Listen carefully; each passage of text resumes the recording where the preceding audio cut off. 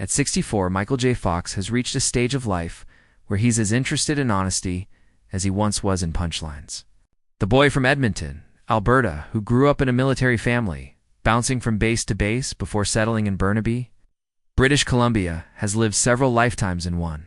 From dreaming of an NHL career, to discovering acting as a teenager, to landing his first major job at 15 on CBC's Leo and Me, every chapter pushed him towards something bigger. At 18, he took the leap to Los Angeles, struggling through tiny roles and empty fridges, before Family Ties changed everything in 1982. As Alex Pitton, he won 3 Emmys and a Golden Globe, becoming one of TV's most beloved faces. Then, in 1985, came Back to the Future and Marty McFly, an instant icon that made him a global star and defined a generation's idea of cool with a conscience. The hits kept coming. Teen Wolf, The Secret of My Success, Casualties of War.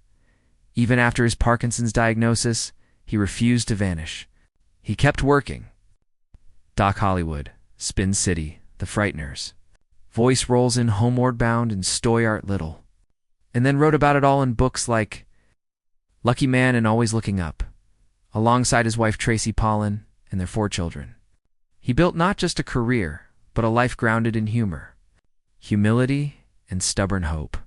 So, when Michael J. Fox talks about his funeral, he does it with that same mix of vulnerability and wit. And he's very clear about one thing. He wants it to feel like his life, not a public spectacle. He says he doesn't want people showing up just because it's the industry thing to do. No distant colleagues who barely spoke to him. No professional acquaintances who knew the red carpet version of him. Never the person sitting quietly at home in sweats watching hockey. If you spend more time with my IMDb page than with me, he jokes, you can send flowers. You don't need a front row seat. He's not interested in anyone using the occasion to network, perform grief, or turn the moment into a story about themselves. No cameras chasing reaction shots. No speeches from people who barely knew how he took his coffee. My last party, he says, shouldn't feel like a press event. Who does he want there?